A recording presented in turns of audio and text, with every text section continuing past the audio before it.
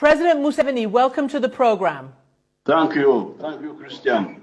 Okay, listen, I want to start by asking you, 80% of your country is under 35 years old. They weren't even born when you first came into office. And they really seem to want to change. They want jobs.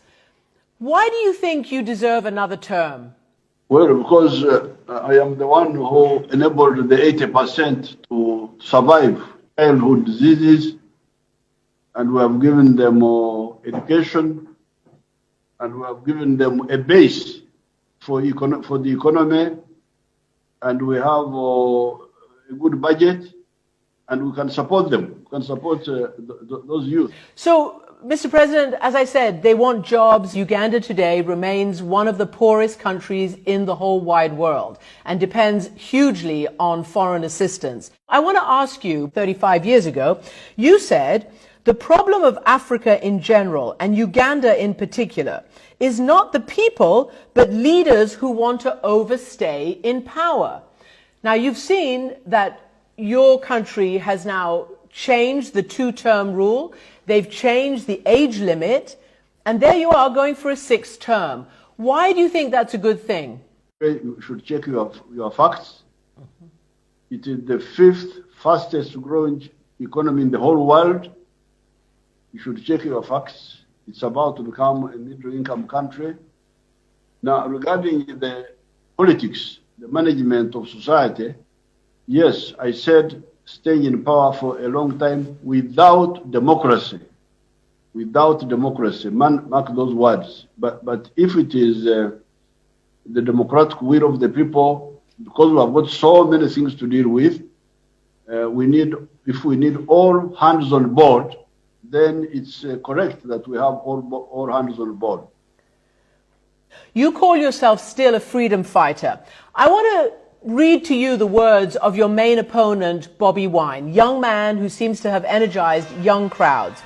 He basically said in one of his songs, what was the purpose of liberation when we can't have a peaceful transition?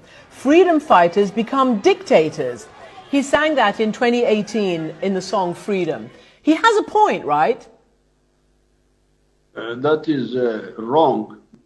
We have been having transition. We have been having transition by having elections. Every 5 years we have elections, and if the people didn't want to give us a mandate, they would vote us out. Well, we've seen it. We've interviewed Bobi Wine. It's all over the international press that he has been, attacked. A member of his team has been killed. He is not able to go to big rallies. He's been jailed. How is that fair in terms of a level playing field for contesting the elections? Well, first of all, we have saved our people from dying in big numbers from corona. Have you heard of corona? Corona has been killing people and has killed very many people in Europe and in the United States. Here, we have only lost about 300 people now. We have been able to do that by stopping public gatherings. Now, Mr. Bobi Wine was one of the people who was defying that. In other words, causing the death of the spread of the virus. That's how he ran into conflict with the law. That's how it all started. And then they tried to blackmail the country by rioting. You have seen what rioting is in Washington. It was not a good idea. Those rioters who attacked the Parliament building in Washington. But we are very happy that we have not, our people have not died like they have died in your places. Well, actually, Mr. President, let me just stop you there, because obviously we know what coronavirus is. You also are holding rallies the same size, if not bigger, than Bobi Wine's. So that's, that's one case. But here's the thing, Mr. President. There are 54 people who were killed in these, in the situation by your security forces in November. Why does he have to campaign in a flak jacket? Why do 54 people have to die? The 32 of the 54 were rioters attacking security forces. that's how they died. It was. I hear you now in the U.S. talking of insurrection, and you are saying insurrection is a bad idea. This was a form of insurrection, and that's how they were suppressed by when they were attacking security forces. There are others, 22, who died through circumstances which we are still investigating. The UN says we're gravely concerned by the election-related violence, the excessive use of force by security personnel, as well as the increasing crackdown on peaceful protesters, political and civil society leaders, and human rights defenders. So the UN, that's the UN saying that it's the security forces, and your own security force, I mean, to be honest with you, really shocked me recently, because he said that we are proud of cracking down on reporters. He said we beat reporters for their own good. I don't understand why you keep putting the blame on them when your security forces are doing this. And what's the point of it? I don't understand. We have cameras all over the place. If the security forces are the ones who make mistakes, it is easy to see, to capture and identify. In any case, nobody knows more about Uganda than ourselves. I am here. I have got a lot of experience, and I can tell you who is in the wrong and who is in the right. So the UN should the UN have got enough trouble spots in the world to deal with. Are you basically saying you're above the law? I mean, I'm not sure what you're saying because, you know, human rights is an international concept.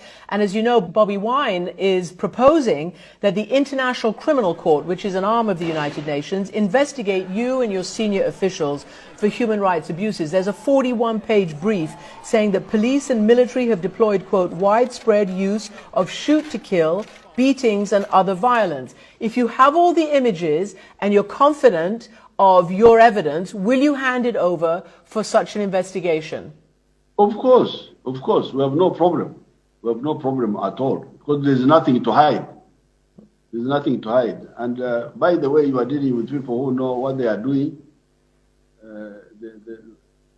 We don't need lectures from anybody really in the world because we know what we are doing.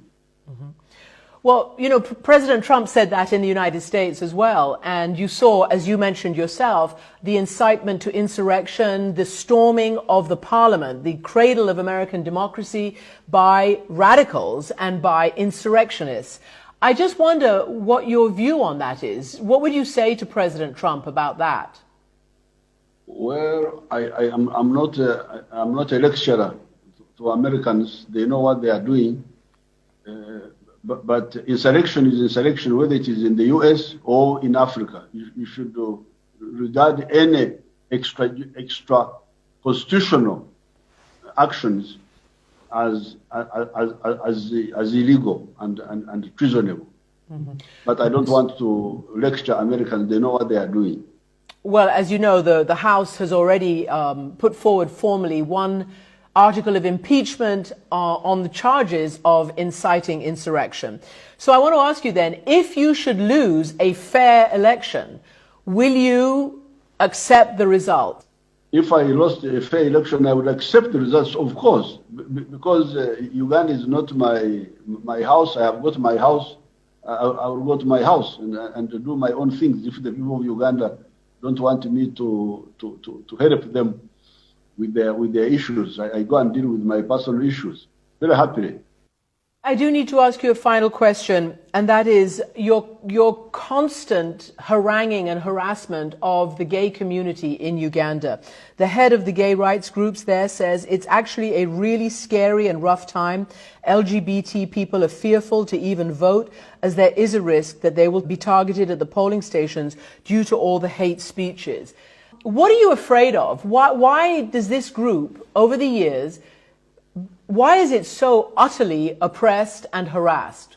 Who is haranguing the homosexuals? Who has harangued them? You and your government, your churches talk about them. You know, maybe security people, but people in the streets as well. There is a climate of impunity in Uganda for anti-gay opposition and harassment and oppression. Why? Why in 2021 is that the case? Now we have a problem of social imperialism from some parts of the world towards Africa. Homosexuals are not new to Africa. They have been here. We know them, but we have got a different view of them. We think they are deviants. They are people who are deviated from the normal. They are not killed, they are not harangued, they are not persecuted, but we don't promote them. We don't promote them. We don't promote and flaunt homosexuality as if it is an alternative way of life. But we don't agree with the Western way of promoting homosexuality as if it is an alternative way of life. Well, as you know, they have been targeted, and that's why there is a worry, including by human rights groups. But I want to ask you this. You know, I can see, just like I can see in the United States, when you whip people up with misinformation, disinformation, sometimes lies about people, you can get a frenzy and a mob and a fear and people who don't know where the truth is. And I know that in parts of Africa, homosexuals are promoted by the church, by others, as deviants, as you're saying, as pedophiles.